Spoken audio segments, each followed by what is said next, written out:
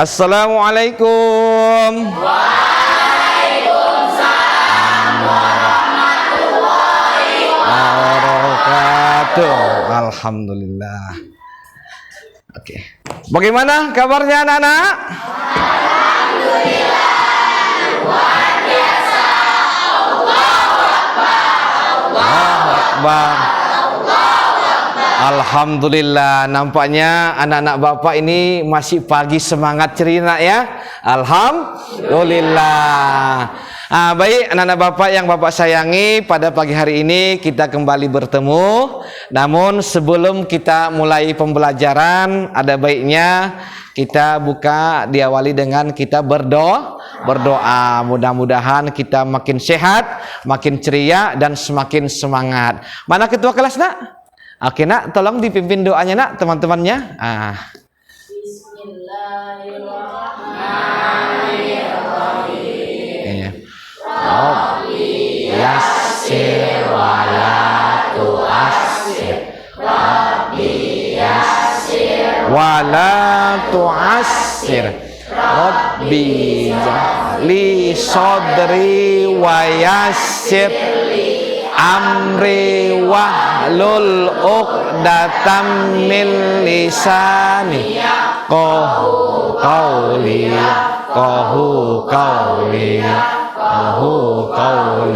rabbi zidna ilma warzuqna fahma wa amalan sholihan maqbula walhamdulillahi rabbil alamin. Alhamdulillah ya. Baik, kepada anak Bapak kita sudah awali dengan berdoa, Nak ya. Baik, sebelum Bapak lanjutkan pelajaran, Bapak mau cek kehadiran dulu. Mana sekretaris? Sudah di absen, Nak? Siapa yang temannya yang tidak hadir? Hadir semua? Kenapa, Nak? Udah kirim surat dia kan? Udah ya, alhamdulillah. Jadi mari kita doakan teman kita yang sakit, mudah-mudahan cepat sembuh ya. Itulah sama teman, nanti ada waktu, kalau ada waktu nanti kita kunjungi bersama, Nak ya. Baik, pada pertemuan kali ini kita akan melanjutkan materi kita, tapi sebelumnya Bapak mau tanya, materi bab 1 yang lalu tentang fikih kita tentang apa, Nak? Tentang toharoh ya. Jadi toharoh itu bersuci adalah kunci daripada awal kita melakukan ibadah, yaitu dengan toharoh. Baik, kepada anak Bapak ini alhamdulillah sudah Bapak siapkan untuk materi kita hari ini, yaitu tentang sholat. Masuk pada materi bab 2. Sudah pernah dengar sholat ya? Ya sudah pastilah, namanya orang Islam ya, tahulah tentang sholat. Yuk, siapa yang sudah sholat subuh tadi? Tunjuk tangan. Alhamdulillah, sholat subuh semua, Nak ya. Kakak kenapa, Nak? Sholat subuh tadi? Kenapa? Apa? Kolaman bangun, ya Allah. Jadi kalau bangunnya tidak sengaja, kalau memang ketiduran, boleh, Nak? Jam berapa aja sholat? Bapak kirain tadi lagi halangan, lagi mencret ya kan? Rupanya kelamaan bangun ya. Baik. Anak-anak Bapak, kamu sudah mengetahui tentang sholat, pasti ya. Cuma kali ini kita akan membahas bagaimana nanti agar sholat kita lebih baik dan lebih sempurna ya. Jadi anak-anak Bapak, kita bisa perhatikan bersama, Nak ya. Sholat, ingat sholat sebelum kiamat ya. Ini ada lagu Wali nih. Tahu lagu Wali? Lalu? Masa gak tahu? Yuk sama-sama. Ingat mati, ingat sakit, ingatlah saat kau sulit. Kata, ingat.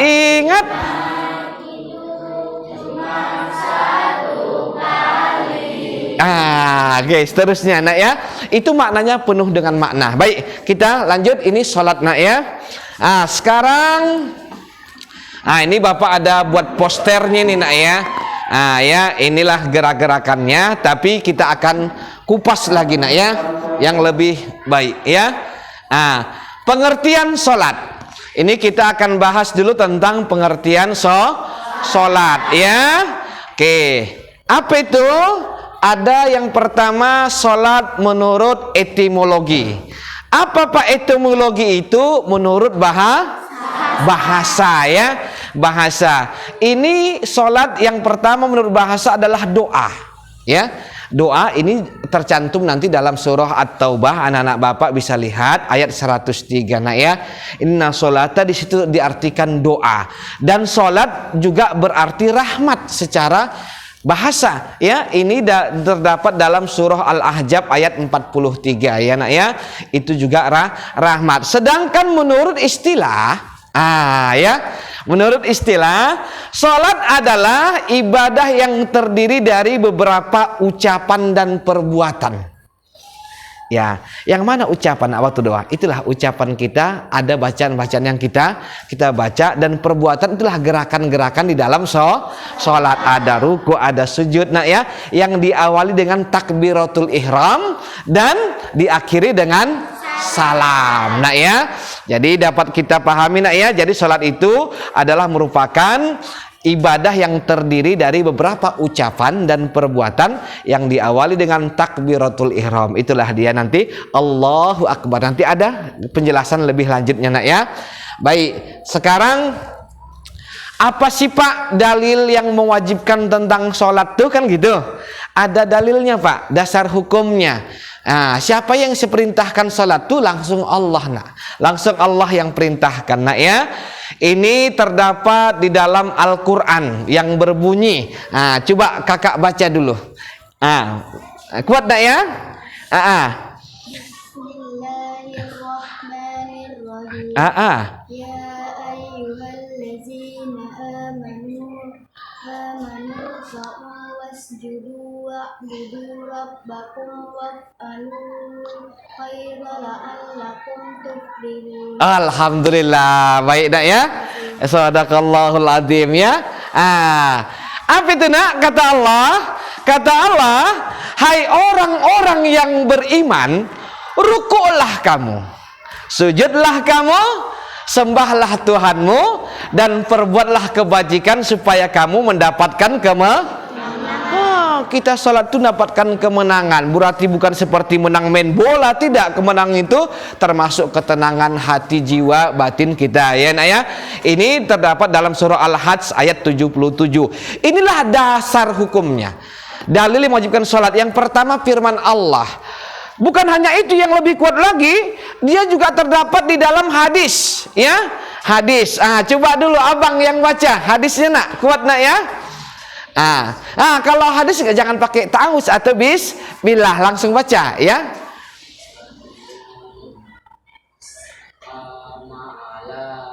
Khams. Enggak apa-apa nak, kalau agak jauh, agak kemari, enggak boleh. Dekat kemari, enggak apa-apa nak.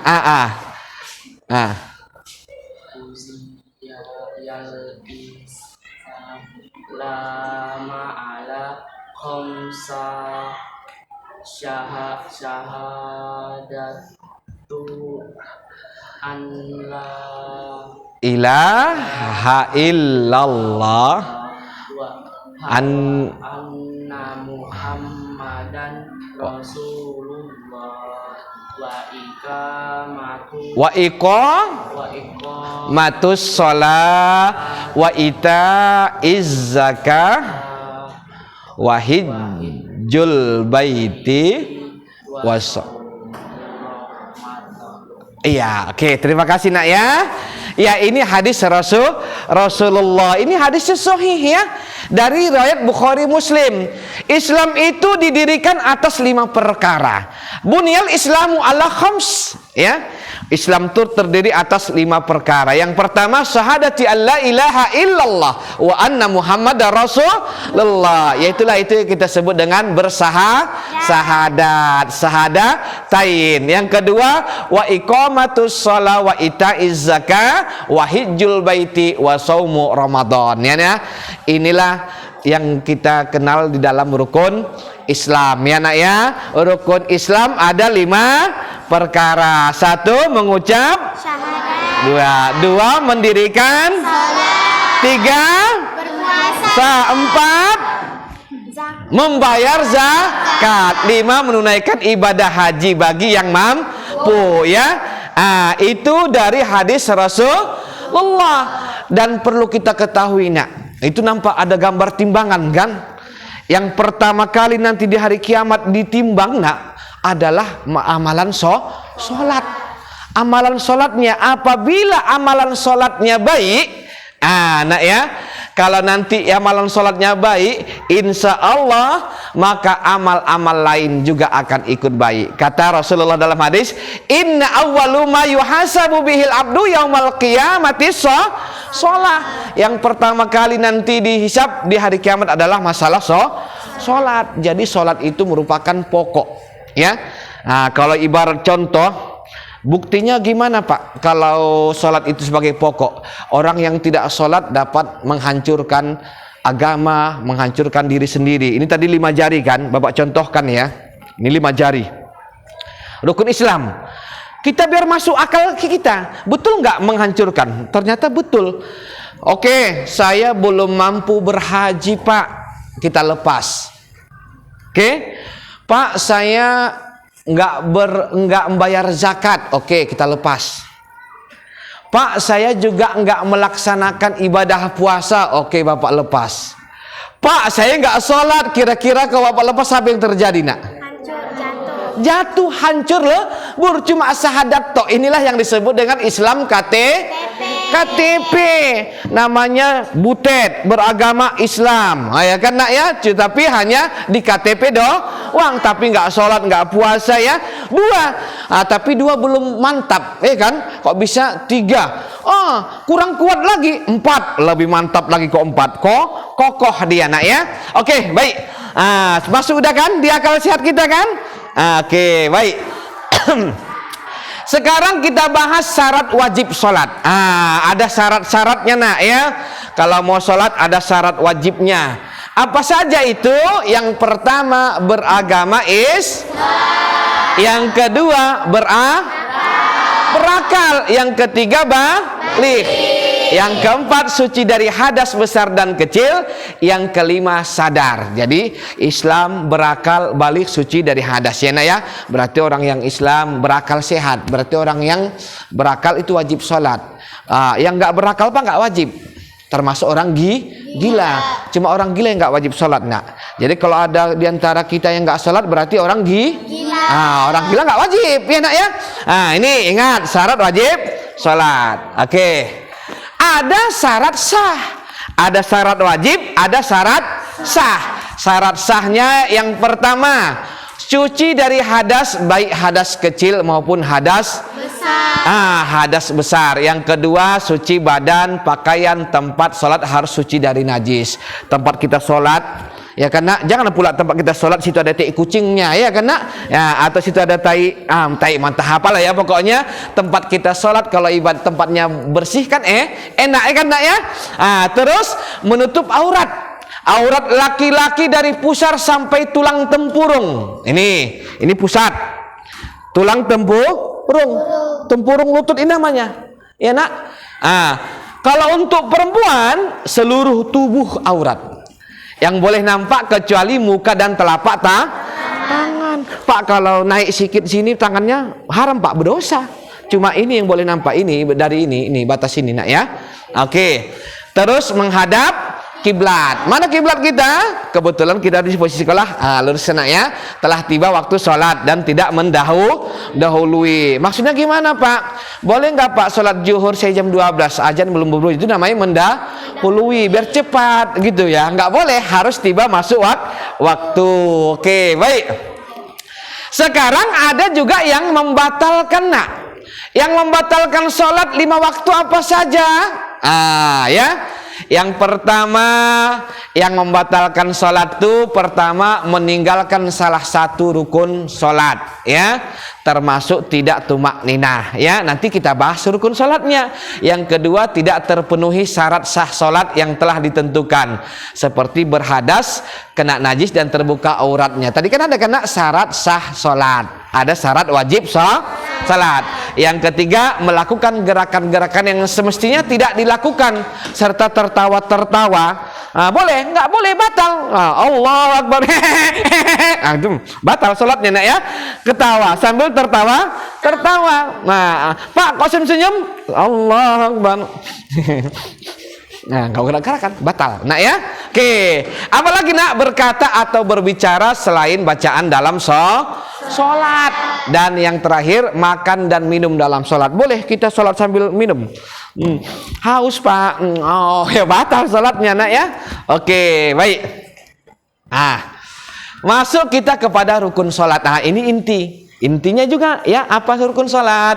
Yang pertama, yuk sama-sama. Ya. Yang kedua, berdiri. Yang ketiga, takbiratul ihram. Yang keempat, membaca surah Fatihah. Yang kelima, rukun dengan tumanina. Keenam, tidak dengan tumanina.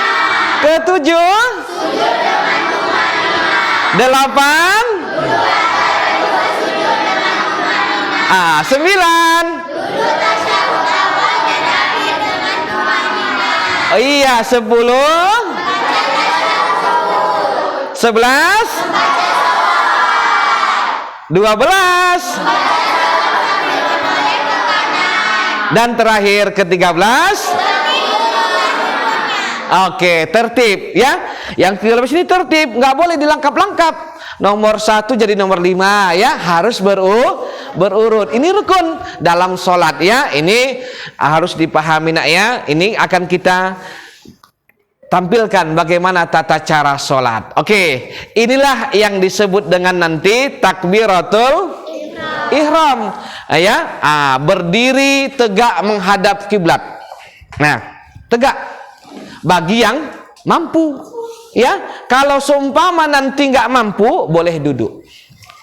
Ya contoh dia kena penyakit stroke, nggak bisa diri, jadi nggak ada alasan meninggalkan sholat. Nggak bisa berdiri duduk, nggak bisa berduduk berbaring, nggak bisa berbaring telentang, nggak bisa telentang telungkup, nggak bisa telungkup dengan isyarat.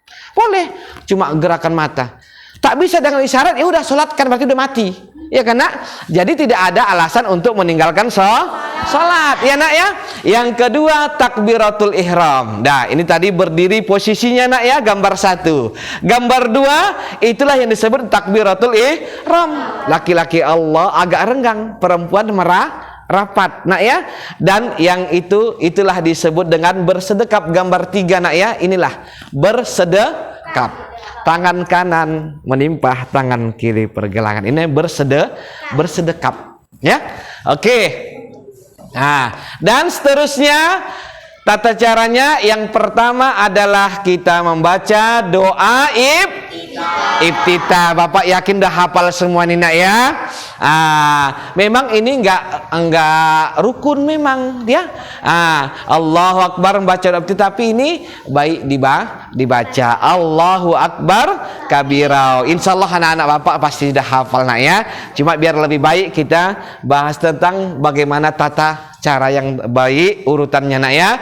Dan yang kelima membaca surah Al-Fatihah. Al-Fatihah dengan diawali dengan membaca taus atau basmalah nak ya. Tausnya biasa dalam hati, baru Bismillahirrahmanirrahim. Kalau itu aliga Imam Syafi'i. Kalau Muhammadiyah kadang nggak pakai, memang itu nggak ada jadi masalah ya nak. Yang penting dilapaskan dalam hati boleh nak ya. Oke, membaca surah Al-Fatihah. Ya, oke, yuk kita ini baca sama-sama dulu nak ya. Ya, 1, 2, 3. Bismillahirrahmanirrahim. Kuat ya. Alhamdulillahirrabbilalamin. Yuk semangat. Rahim. Maliki yaumiddin. Iyyaka na'budu wa iyyaka nasta'in. Ihdinas siratal mustaqim. Siratal ladzina an'amta 'alaihim ghairil maghdubi 'alaihim waladdallin. dolin. Amin. Alhamdulillah. Nak ya, ini surah Al-Fatihah ini disebut dengan Ummul Quran ya. Baik dalam sholat dimanapun kita ada waktu kesempatan sering amalkan membaca surah Al-Fatihah. Oke, lanjut nak ya. Yang seterusnya apa itu nak? Membaca salah satu surah ya. Membaca salah satu surah atau ayat dari Al-Quran yang dianggap mudah. Mana kira-kira yang hafal ya. Jadi makanya anak-anak bapak banyaklah perbendaharaan surah-surah biar jangan bosan ya. Nanti sholat zuhur saya rakaat pertama baca apalah Al-Lail sama atau Al-As ya. Sholat asar ganti-ganti menu. Ibarat makan, kalau menunya itu aja bosan nggak? Hari ini ikan asin, jengkol, ikan asin, jengkol, ikan asin, jengkol, itu aja ikan ya. Ganti menu ya. Nah, ini contoh kalau kita baca surah As rakaat pertama, nanti rakaat kedua baca surah pendek apa Al-Ikhlas atau Al-Falaq atau An-Nas. Yang penting membaca salah satu surah ayat dari Al-Quran yang dianggap mudah, yang hafal ya nak ya. Jangan nanti terbata-bata ya. Nah, oke.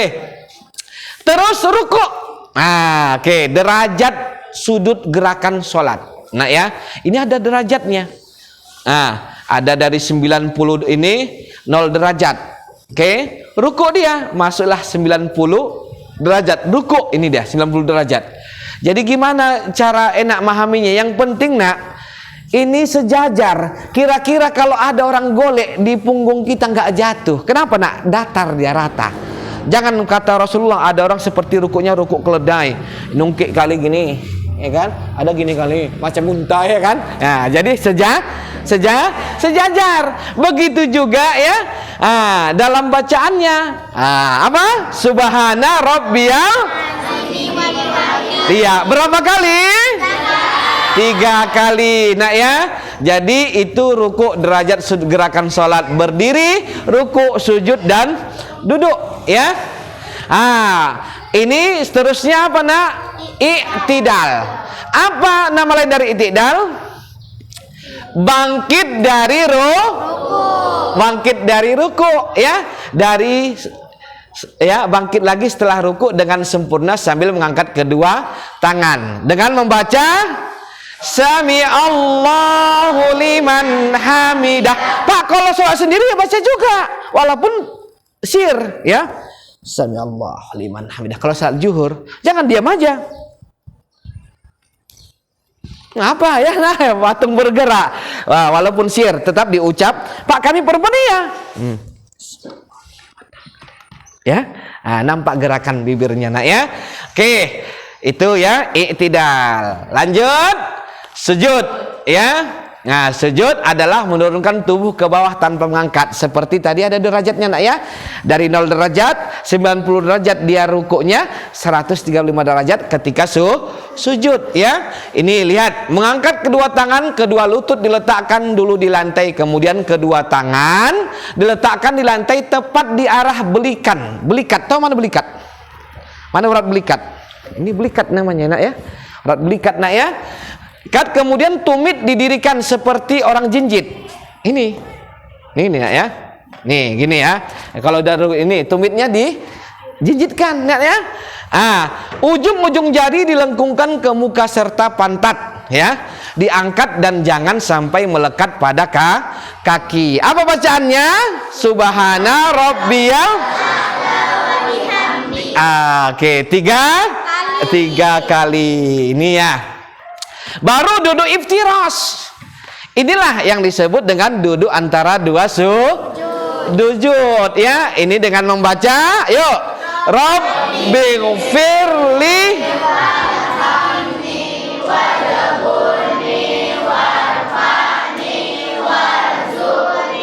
wahdini wa'fu anni. Alhamdulillah ya. Itu ya nak. Itu bagus doanya ya. Ampuni dosaku, sayangilah aku, tutuplah aibku. Minta sama Allah ditutup aib kita nak ya. Apa berikan aku rezeki, berilah aku petunjuk, sehatkan aku ya Allah, dan maafkanlah kesalahanku. Baik. Terus apa nak? Inilah dia yang disebut dengan berdiri kembali atau rakaat yang kedua diiringi bacaan takbir Allahu Akbar, masuk rakaat kedua. Wah, sebelum berdiri disunahkan duduk sebentar seperti duduk antara dua sujud. Gini maaf nak ya. Ini contoh kita gini kan nak, udah bangkit rakaat kedua, jangan langsung naik. Ya, disunahkan ya berhenti sebentar duduk baru naik ya. Jangan langsung dari sujud langsung naik berdiri ya. Nah, jadi berhenti sejenak baru langsung naik ya. Oke. Apalagi 13 rakaat kedua. Cara dan sikapnya sama nak seperti yang rakaat pertama, hanya ada beberapa perbedaan. Apa saja perbedaannya? Ya, yang nanti di rakaat kedua ada namanya duduk tasahud awal. Kalau tadi yang lainnya sama, baca sami Allah subhanal azimi sama nanti nak, cuma bedanya duduk tasahud awal pada rakaat kedua ya. Ini sudah pasti hafal Bapak anak. Cuma ada banyak yang silap di sini. Rakaat kedua hanya sampai Allahumma sholli ala Muhammad, atau ada yang pakai Sayyidina nggak apa-apa. Allahumma sholli ala Sayyidina Muhammad, itu sampai situ saja tasahud awal ya nak ya. Seterusnya tasahud akhir ya. Tetap dibaca sampai tadi Allahumma sholli ala Sayyidina Muhammad, cuma disambung ya, disambung sambungannya ya. Inilah sempurnanya. Allahumma sholli ala Sayyidina Muhammad wa ala ali Sayyidina Muhammad ya. Kama shallaita ala Sayyidina Ibrahim. Pak, kenapa ada Sayyidinanya yang dalam kurung? Itu kan ada yang pakai, ada yang tidak. Jangan kita salahkan. Dia pakai langsung Allahumma sholli ala Muhammad wa ala ali Muhammad ya. Kama shallaita ala Ibrahim wa ala ali Ibrahim ya nak. Pokoknya pas dia pakai Muhammad tuh nggak pakai Sayyidina nggak masalah nak ya. Oke, baik. Ini tasahud akhirnya. Selanjutnya apa itu nak? Salam. Nah, salam. Ini sudah membaca tahiyat akhir kemudian mengucapkan salam, tapi ada aturan salam. Apa itu nak? Pada waktu membaca salam pertama menengok ke arah kanan, inilah yang termasuk rukun sholat. Kalau nggak menoleh ke kanan nggak sah salatnya, karena menoleh ke kanan itu termasuk rukun. Assalamualaikum warahmatullah, ke kirinya sunnah, ke kanannya rukun ya nah? Rukun ya. Nah, mana berakhirnya sholat itu sampai kalimat kum, assalamualaikum warahmatullah. Contoh, Pak, saya belum sampai kum, assalamu kentut dia batal karena belum sampai kalimat kum. Tiba-tiba waktu assalamu katanya ya batal nah ya.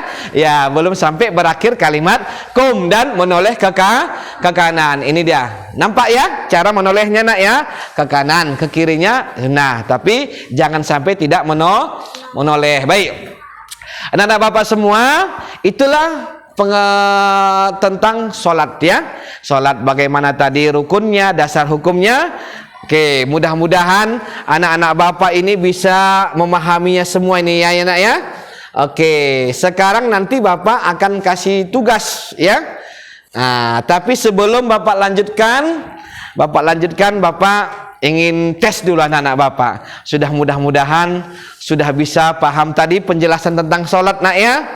Oke, baik, kira-kira dari materi kita pada hari ini tentang sholat fardu, kira-kira nak sudah paham? Insya Allah. Nanti ada waktu kita praktekkan. Oke, siapa yang mau bertanya? Persilahkan. Baik. Silakan. Bagaimana Pak hukum orang yang meninggalkan sholat dengan sengaja? Baik. Bagaimana orang yang tidak sholat sengaja dia nggak sholat? Bagaimana hukumnya? Seperti dalam hadis ya, dalam firman Allah itu kan sholat merupakan wajib. Nah ya, jadi di hadis lain juga dikatakan sholat merupakan pembeda antara Islam dan kafir. Nah ya, jadi orang yang meninggalkan sholat dengan sengaja itu hukumnya dosa besar.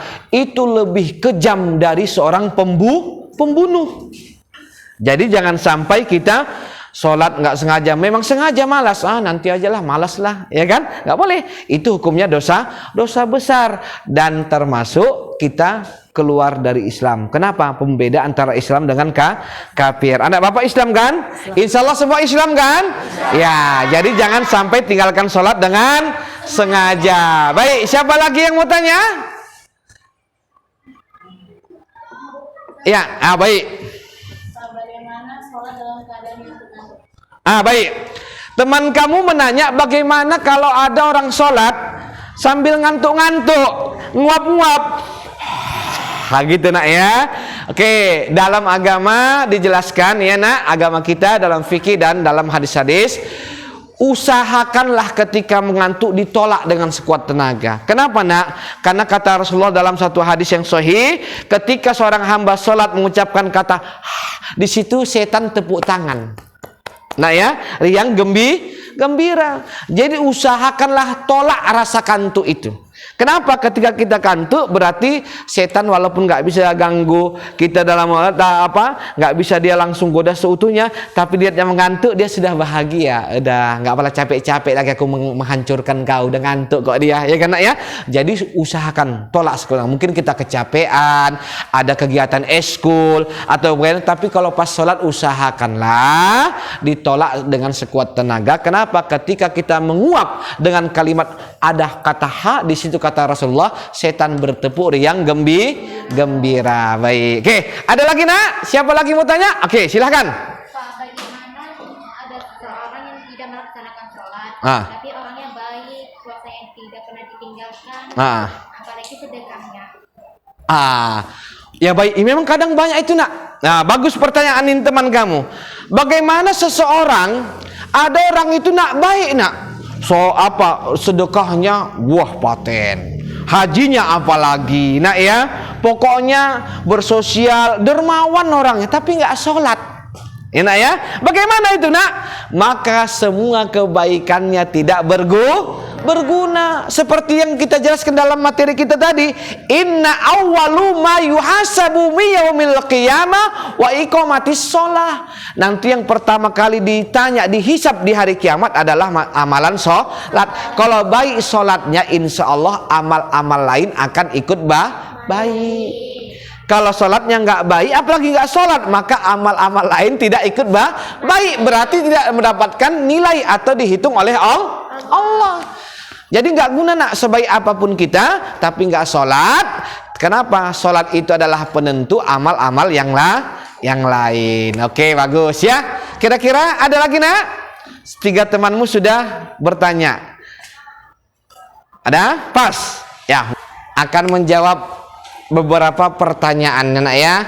Tapi nggak banyak kok, cuma hanya 3 ya. Tapi nanti tuliskan nama siswa, nama lengkap ya nak ya, kepada anak bapak kelas 7 ini nak ya. Kelasnya kelas 7, dan mata pelajarannya. Ini alhamdulillah, insyaallah ini sudah bapak siapkan, ini udah bapak print nak ya. Bapak print, nanti dijawab nak ya. Oke, ini akan bapak bagikan ya.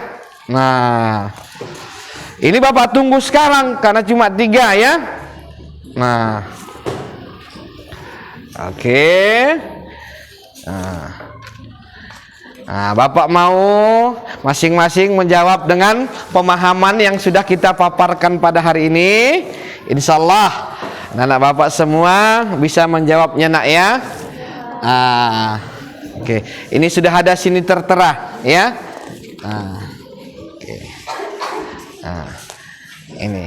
Ini bapak tunggu dikumpul sekarang ini ya. Hanya berapa menit aja nanti.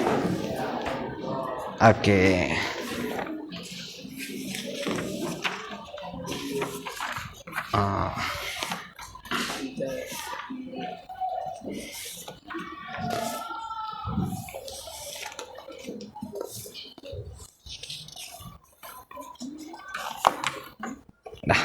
Kena ya. Oke, baik. Itu sudah ada bapak ketika di situ ya. Yang pertama, bapak minta apa itu nak? Jelaskan pengertian sholat secara bahasa dan istilah ya. Nanti itu kamu jawab nak ya. Boleh dengan ditambahi dengan bahasanya sendiri lagi, dengan kata-kata sendiri, ada penjelasan boleh nak ya. Dan yang kedua ya, jelaskan perbedaan syarat sah dan syarat wajib. Jadi ada bedanya. Tadi kan ada syarat wajib sholat, ada mengenai syarat sah sholat. Dan yang ketiga,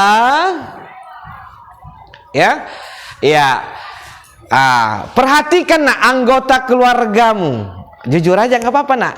Ketika menjalankan sholat fardu, kamu amati. Boleh abang, kakak, ya nak ya, pak le, bu le, ya kan, paman, ujing, ya kan nak ya. Dalam bentuk jangan sholat fardu urai kemampu dalam bentuk laporan. Kira-kira sesuai nggak seperti yang kita pelajari? Apa kira-kira gerakan yang kurang atau dalam apa? Bagaimana pengamatanmu lah, ya? Amati anggota keluargamu, ya. Ini kamu jelaskan 3 ini. Ini Bapak tunggu hari ini, dikumpul sekarang nih nak ya. Oke, kerjakan. Insya Allah nanti di lain waktu kita akan juga praktek langsung nanti nak ya, praktek langsung. Baik, kerjakan. Bapak tunggu ya.